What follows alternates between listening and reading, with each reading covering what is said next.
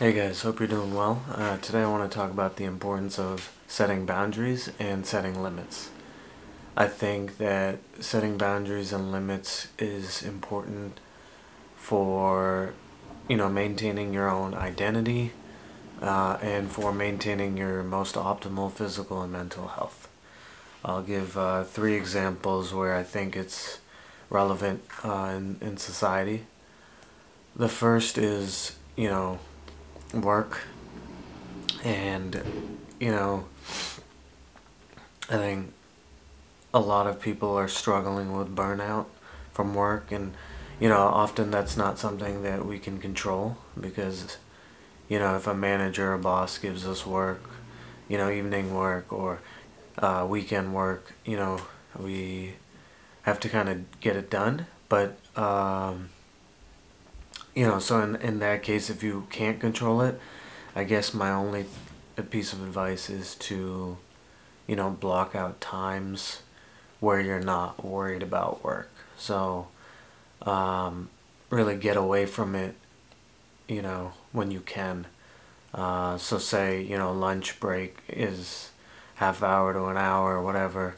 Um, Really don't think about work in that time period. Because I think often we might hold on to our phone or check our email, and so we never really get away. And so I would really recommend just fully getting away for that hour. Um, Same thing for dinner. And then if you can, just put limits on, after 9 p.m., I'm only relaxing, not thinking about work. If you can do that.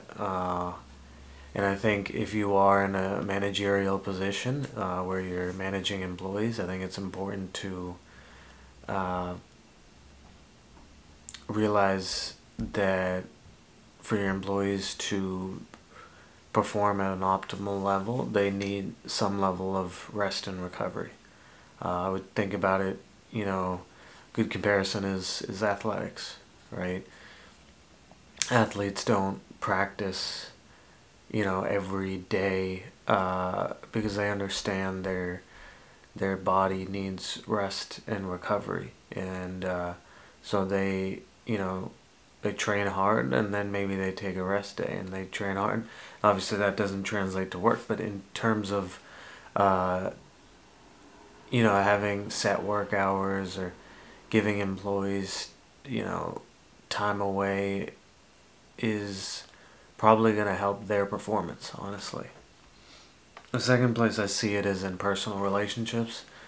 I think, and it's extremely tough, but when you're in a relationship, letting, your relationship pretty much be your whole life is probably not a good thing. That may create an unhealthy dependency on one person.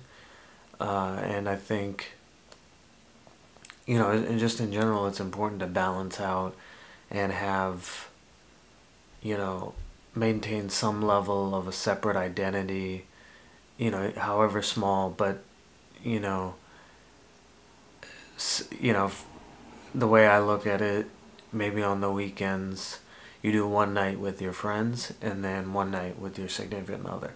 I think dedicating your whole weekend to your significant other, weekend after weekend, can be an unhealthy choice um, for both of you.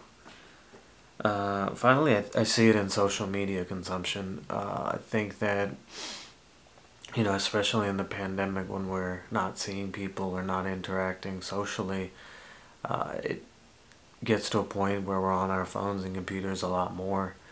And I find that people are getting overwhelmed because they're consuming so much. And, again, similar to the work example, I would set times for yourself. And maybe you go on your social media platform, set a timer for 10 minutes in the morning, and then maybe 10 minutes in the evening. Set those boundaries.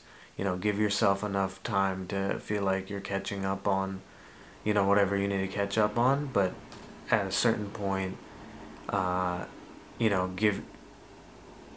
be disciplined on figuring out how much is too much time that you're devoting to social media. I hope this helps in terms of, setting boundaries and limits. I think it's just truly very important to, for optimal mental and physical health, and then also just maintaining your own identity and creating balance in all aspects of your life. I think it can be very important. Thanks, guys.